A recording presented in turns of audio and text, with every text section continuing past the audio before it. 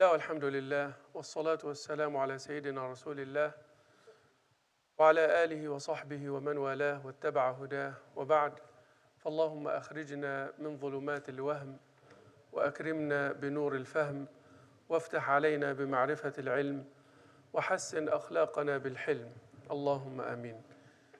تحدثنا في اللقاءات الأربع الماضية عن تثبيت الإيمان بالله عز وجل من خلال إيقاظ الفطرة التي فطرنا الله تعالى بها علينا. اليوم نبدأ في خواطر قصيرة أيضا في تثبيت نبوته صلى الله عليه وسلم. إيه الأمور اللي تؤكد لك يقينا أن النبي صلى الله عليه وسلم خاتم الأنبياء حتى يثبت الإيمان في مواجهة الشبهات؟ طبعا ليس المقصود استقصاء الأدلة، لكن هي شذرات قصيرة بما يسمح الوقت، بعيدا عن المعجزات، وإن النبي صلى الله عليه وسلم له معجزات عظيمة. هندلل على صحة نبوته صلى الله عليه وسلم بشيء آخر كنت قد ذكرته مرة في خطبة جمعة. لو أن شخصين ادعيا البراعة في الطب وأتيا إليك، فقال أحدهما: الدليل على أني طبيب أني أسير على الماء، وقال الآخر: الدليل على أني طبيب أني أبرئ المرضى. فمشى الأول على الماء وأبرأ الثاني المريض. نهل دليل أقوى على إنه طبيب ماهر، اللي مشى فوق المية ولا اللي أبرأ المريض؟ ها؟ المية اللي أبرأ المريض، صحيح، نعم، اللي أبرأ المريض. ليه؟ لأنه دليل مباشر.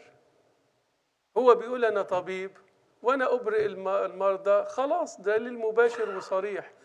التاني دليل قوي أيضا لكنه غير مباشر، لأنك هتقول اللي مشى على المية يقدر يبرئ، اللي قدر يعمل دي يقدر يعمل دي، فهو دليل لكنه غير مباشر. ماشي؟ لكن ده دليل مباشر، هو قطعي ومباشر. فالأولاني دليله صحيح لكنه غير مباشر، الثاني دليله أصح وهو دليل مباشر. طيب لما نيجي نشوف النبي صلى الله عليه وسلم، هي إيه شغلة النبي؟ أن يخرج الناس من الظلمات إلى النور. والنبي صلى الله عليه وسلم بالفعل أخرج أمة من الأمم من ظلمات الشرك إلى نور التوحيد. عاوز دليل إيه تاني؟ دي شغلة نبي ما يعملهاش إلا نبي. ده أنا يصعب علي أن أقنعك بالإقلاع عن التدخين وهي عادة وأنت تعلم أنها مضرة، فما بالك إذا طلبت أنا بتغيير اعتقاد لإنسان وهو يعلم أنه صحيح أو يظن أنه صحيح؟ يبقى عقيدة ويظن أنه صحيح. إذا كانت العادة اللي هو يعلم أنها مضرة صعب تتغير، فما بالك بعقيدة ويظن أنها صحيحة؟ مشكلة وبس. ده شجاع وكريم، لأن ده كان وضع العرب، عندهم شجاعة وكرم. يعني إيه؟ يعني مستعد اللي يقف في طريقه أو يحاول يغير من عقائده إن هو يدفع كل ماله ويموته. وده اللي بيفسر بعض الغزوات اللي حصلت في تاريخ الإسلام الأول، لأن الناس كان عندهم هذه الشجاعة وهذه الأنفة، فكان الوضع صعب جدا. فكونك تغير هؤلاء من الشرك إلى التوحيد ده مهمة لا يقوم بها إلا نبي. إكمال الناقصين مهمة في هذا القدر لا يقوم بها إلا نبي. خلينا عشان نتصور اللي حصل نشوف مشهدين. المشهد الأول ربنا حكى عن المشركين. مرة قالوا: أجعل الآلهة إلها واحدة إن هذا لشيء عجيب. شوف إنكارهم لتوحيد الله، هم بيعبدوا الأصنام. وانطلق الملأ منهم أن امشوا واصبروا على آلهتكم إن هذا لشيء يراد ما سمعنا بهذا في الملة الآخرة إن هذا إلا اختلاق. وفي موضع آخر وقال الذين كفروا هل ندلكم على رجل ينبئكم إذا مزقتم كل ممزق إنكم لفي خلق جديد. عاوزين شيء عجيب، في واحد بيقول بعد ما نموت هنبعث. ده شكل العرب اللي النبي صلى الله عليه وسلم كان بيتعامل معهم في التوحيد والبعث. شوف مشهد آخر يرويه أنس بن مالك رضي الله عنه وأرضاه أن أبا بكر رضي الله عنه كان يصلي بالناس في وجع النبي صلى الله عليه وسلم الذي توفي فيه، فكشف ستر الحجرة النبي صلى الله عليه وسلم ينظر إلينا وهو قائم كأن وجهه ورقة مصحف، حاجة كده منورة، ثم تبسم يضحك يقول فكدنا أن نفتتن من الفرح، فرحنا بقدوم النبي صلى الله عليه وسلم ورؤيته. فظن أبو بكر أن النبي صلى الله عليه وسلم أتى ليؤم، فنكص على عقبيه، رجع ورا عشان النبي صلى الله عليه وسلم يتقدم، فأشار النبي صلى الله عليه وسلم إلينا أن أتموا صلاتكم وأرخى الستر. الشاهد هنا إن هؤلاء اللي كانوا بيقولوا أجعل الآلهة إلها واحدة وهل ندلكم على رجل وقاعدين يعبدوا الأصنام، دلوقتي واقفين صفوف كصفوف الملائكة يركعون ويسجدون لله الواحد القهار. وده يفسر هذه الابتسامة في آخر يوم للنبي صلى الله عليه وسلم في حياته. دي ابتسامة إيه؟ ابتسامة واحد أدى المهمة وقام بها على أتم ما يكون. يبقى ده دليل مباشر ولا دليل غير مباشر؟ دليل مباشر أهو. ناس، لأن النبي صلى الله عليه وسلم بعث مثلا مع اليهود عارفين ربنا وعارفين سيدنا موسى وعندهم شرع، كان بيقول لهم بس 1 2 3، أنا عندي ملاحظة على 3، كانت مهمة سهلة، وعلى الرغم من ذلك لاقى ما لاقى معهم. لكن النبي صلى الله عليه وسلم بيبدأ بخطوات أبعد من هذا، ده بيبدأ بقوم ينكرون الآخرة ويشركون بالله تعالى، مش حكاية ناقصهم بعض التشريعات أو هم متزمتين في بعض التشريعات ويريد أن يصحح لهم، أو هم مرتبطين بأعمال الجوارح وجاي يرتب لهم الأمور ويضيف لهم أعمال القلوب كما كان في شأن عيسى عليه السلام. لكن النبي صلى الله عليه وسلم جاي ليخرجهم من ظلمات الشرك إلى نور التوحيد، فكانت مهمة في غاية الصعوبة. لا أريد أن أستطرد لأن هذه النقطة ممكن نتحدث فيها طويلا، لكن يكفيك من القلادة ما أحاط بالعنق كما يقولون، والله تعالى أعلى وأعلم، وجزاكم الله خيرا أجمعين. لو نخرج بطمأنينة يا شباب، الله يجزيكم الخير. So we talked about strengthening our faith in Allah subhanahu wa ta'ala by awakening the fitrah in us, and this is the shortcut way to know Allah. How do I know Allah? The knowledge of Allah is naturally implanted in your heart. What you just need to do is to awaken it. And we talked about this in the last 4 khatiras. Today we're talking about strengthening our faith in the Prophet sallallahu alaihi wasallam as the last prophet. If we can develop that strong faith in Allah, can we, as we mentioned before, can we have an equally strong belief that the Prophet sallallahu alaihi wasallam is the last prophet of Allah subhanahu wa ta'ala? And how can we establish or make a strong case for him alayhi salatu wassalam? Of course, you can mention many of the miracles of the Prophet sallallahu alaihi wasallam, but I want to go beyond that and give you something very direct. Now imagine you have 2 people coming to you, and I mentioned this in a khutbah before. 2 people coming to you, both claiming that they are great, skillful physicians. So you asked for a proof. One of them said, my proof that I am a good physician is that I can walk on water. And the other one said, my proof that I am a good physician is that if you bring me a sick person, I can treat him or her. And the first person walked on water, and the second treated the sick person. Whose proof is stronger to you in establishing his case for being a strong and good physician? The first or the second? Exactly the second, because the second is direct evidence. The other one is a good evidence, but it's indirect, because you can say the one who walked on water could also treat the sick, because walking on water is harder than this. So you make this kind of induction. But the other one is direct proof. He's a physician, he got a sick person, he treated him, period. This is very direct evidence.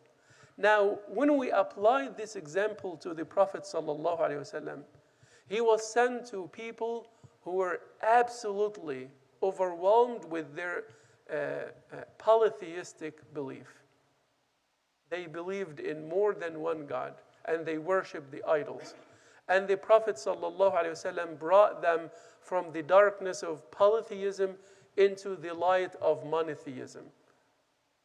If you can do this job, which was absolutely very hard job to do, if you can do that, you are sincerely and truly a true prophet of Allah subhanahu wa ta'ala. Because this is the job of the prophet. If you did that job of the prophet, you must be a prophet.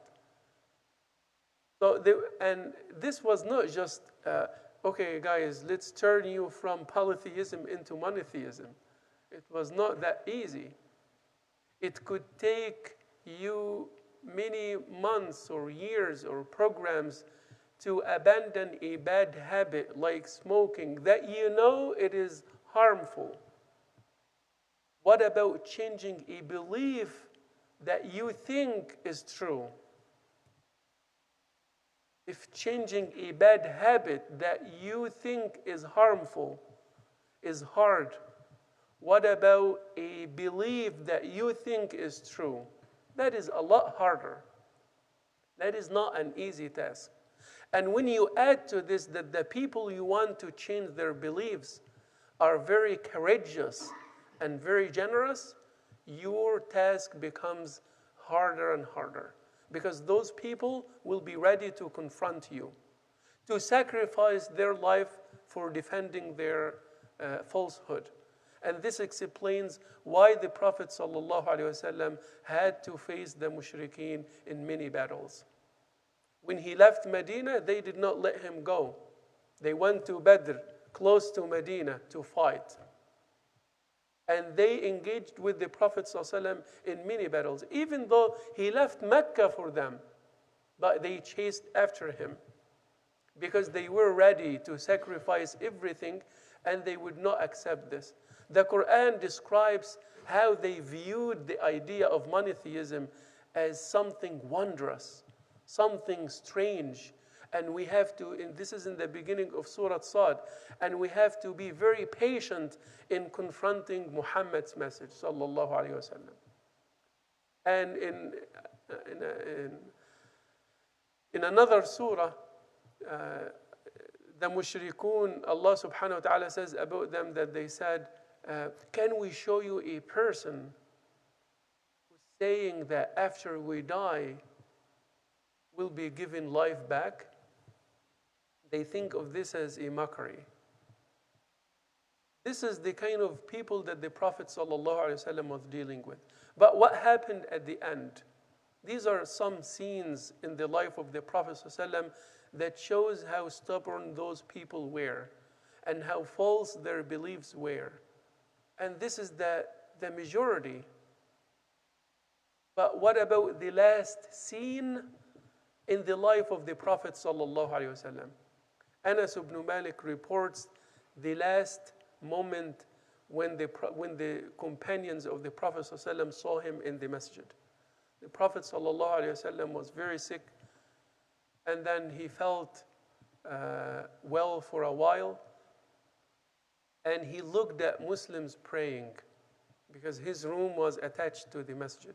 So he got out and he lifted the curtain and he saw Muslims in prayer.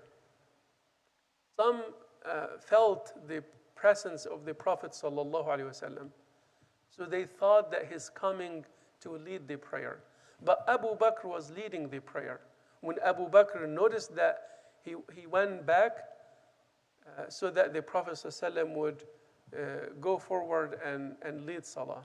The Prophet ﷺ, when he saw Muslims in these lines, he smiled and he pointed to them to continue their prayer and left. This smile was a smile of satisfaction. Those are the people who used to bow before the idols, and now they are bowing before Allah, the One. If this is not the work of a prophet, what would it be? Especially when you know that this prophet left this life having no worldly benefits or possessions. He left this life willingly as willingly a poor person. The Prophet ﷺ has many financial resources, but he did choose to live like a miskin, sallallahu alaihi wasallam. And when he passed away, he left only 3 things: a piece of land, and a sword that every Arab would have. This is something for survival, and a horse. This is the one who was in control of everything. And he could have all of the treasures of the world at his time. But he chose to live only for Allah because he came for a mission and he has to accomplish this mission, and he's not into this world and what it got. So I was just trying to approach the idea of the prophethood of the Prophet ﷺ beyond miracles. Because eventually miracles are reports, that you believe in a report. You did not see the actual miracle. But when you know that this is the task of the Prophet ﷺ, and this is what he did, and no one can do this except prophets, and he was doing it with tajarrud only for Allah, not for any worldly benefit, you feel certain that, as one of the Orientalists said, denying that Muhammad is a prophet, sallallahu alaihi wasallam, creates more problems than it solves. Allah ta'ala a'la wa a'lam. Jazakumullahu khairan.